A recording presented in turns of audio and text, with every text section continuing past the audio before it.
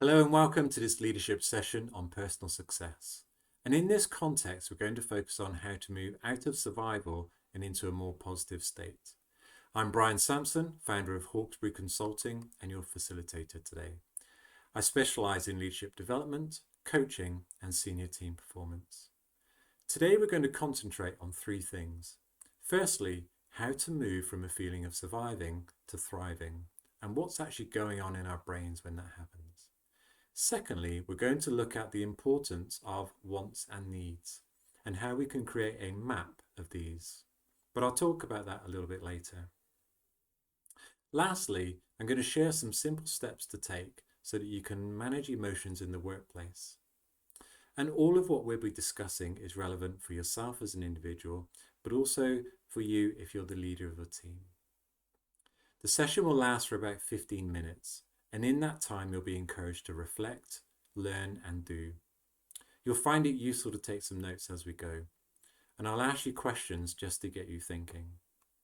So remember, you can pause this video at any point to make notes of your own, to rewind or replay specific bits again. So what we're going to look at next is surviving and thriving. And we're going to look at this through the analogy of a balance. And if I was to ask you a question, how confident are you that you can deal with what the future holds? What would you say? As humans, we have a really interesting relationship with time, and we often try and predict the future and also try and make sense of that future. So let's look at what affects our sense of feeling confident, in control, and comfortable, or whether we actually feel anxious, insecure, or overly stretched. So we know that people feel in the grip of a situation or feel distressed when they are less able to deal with those events rationally. So this can often happen when we overestimate a perceived threat. And this can be thought of as the likelihood of something bad or unwanted happening, and also the size of the impact should that thing actually happen. And we also know that in the same circumstances, people underestimate the chance of a good outcome. And we can think of this as our own ability to cope with that change or that situation or that threat, and the support, either emotional or physical, that's actually available to us. When circumstances push us into a state like this, we can feel threatened. Our primary instincts take over, and we can shift to a place where survival is our core focus.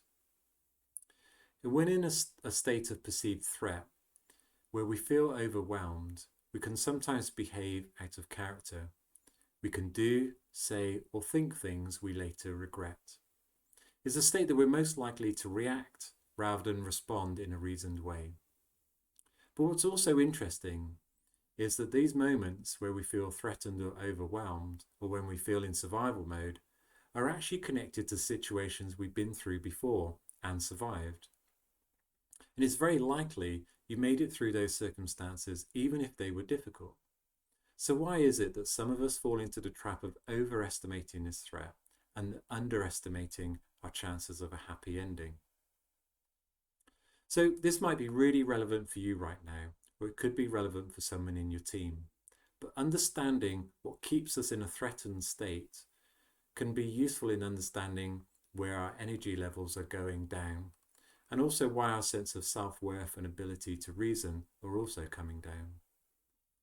So I'd like you to think about two questions, and you can either pause the video and think about these questions now, or you can do it after you've completed this module.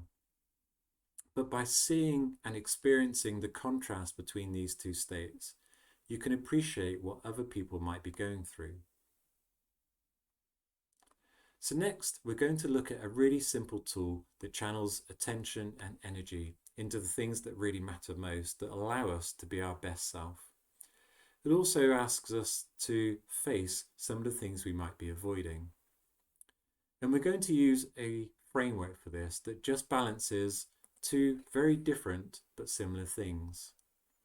So this grid allows us to talk through what is wanted, but also what is needed. So sometimes these similar concepts are talked about in the same way, and yet they're very, very different. So I'll just talk this through so that we can understand it. And then I'll explain how we can use this to create our own map. So firstly, there are things that we think we want, but we probably don't need. And we could think of these as our weaknesses or our vices, or things that can easily distract us. In a simple sense, it could be having an extra bar of chocolate or a biscuit in the afternoon that we really craved, but we just probably didn't actually need. In a business context, it could be that we just want to be involved in a piece of work or a project because it's exciting, but the reality is that we don't need to be involved because all is in hand or the project has the right resource already. Another example could be that we as an individual just want stronger, clearer direction from someone else, when in fact the reality is that we are experienced and skilled enough to set our own course and just get on with it, and in this way is acting as a derailer.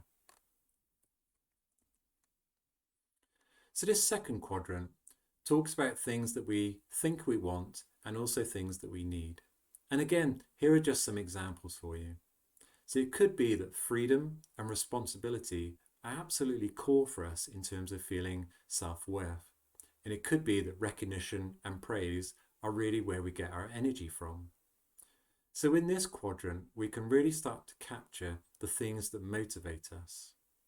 And by listing these down, we can actually put energy and attention into things that motivate us rather than things that perhaps derail us. The third quadrant captures what we think we don't want, but also what we don't need. So these are things that might de-energize or demotivate us. And again, think broadly on these, but I've just captured some examples here for us to talk around. And it could be that being pushed out of our comfort zone and into the spotlight may feel like it's unwanted, unnecessary, or unneeded. And this perception can sometimes push people to resist or avoid certain activities. And it could be that constant offers of support are just not really useful for a person at that point in time. And even though the positive intent is there, it could actually be causing more issues. So by capturing these points, we can start to understand what's holding us back, what we could perhaps let go of. And with this, we can start to use something we have, which is choice.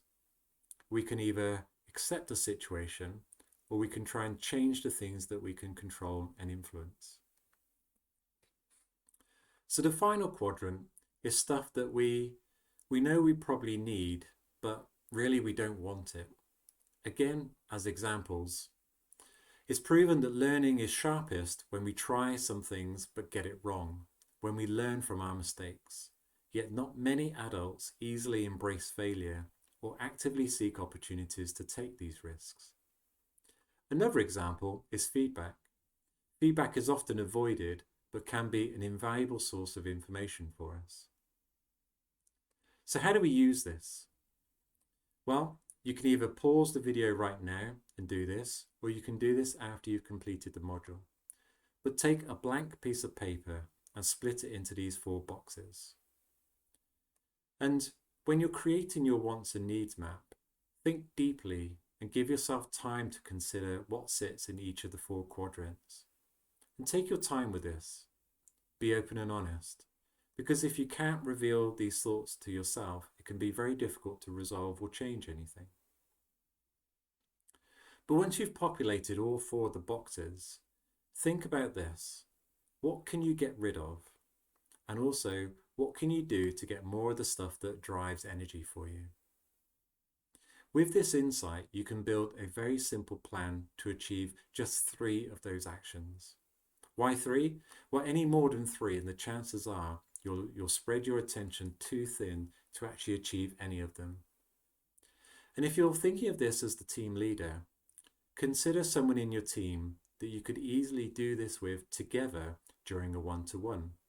And the benefit might be in helping them through this, you and them understand the situation they find themselves in much greater detail.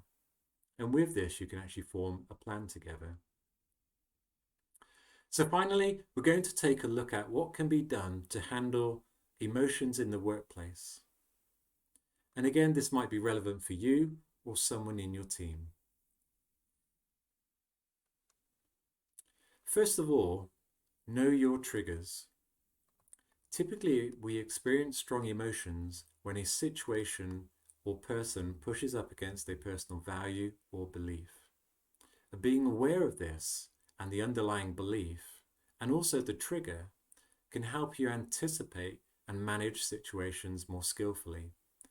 Perhaps it's your view of fairness that's being challenged. Perhaps your status or sense of importance is being tested. But whatever it is, being aware of it lets you manage the situation better. Secondly, when emotions are high, our ability to use reason becomes lower. It's a biological response in the brain. And what can be really effective in re-engaging the rational side of the brain is to ask yourself questions. So questions like, what am I thinking and doing right now? What emotion am I feeling? And what do I want to do about it? And you could follow that with a different question about what you would like to be different going forward. Which leads us on to point 3 here, because this relates to what we can control and what we can actually influence. In any situation, excessively focusing on what can't be controlled leads to higher feelings of frustration, disempowerment, and dissatisfaction. With an empowered mindset, you can focus on what you can directly change and what you can control and influence.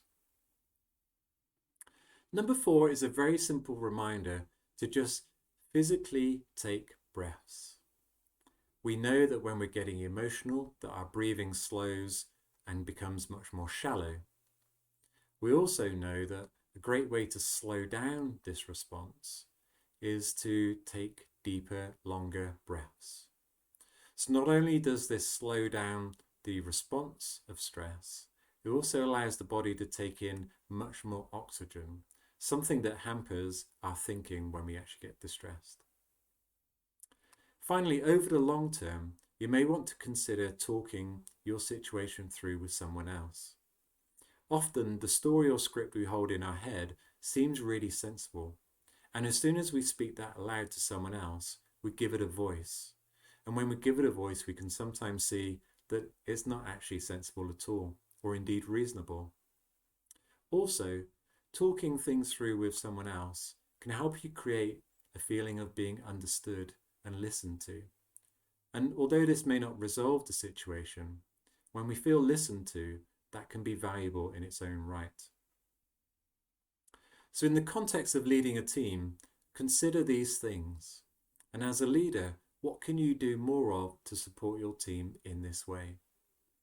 And if you notice emotions running high in someone, you can use this thinking to speak with them and help them understand what they're experiencing.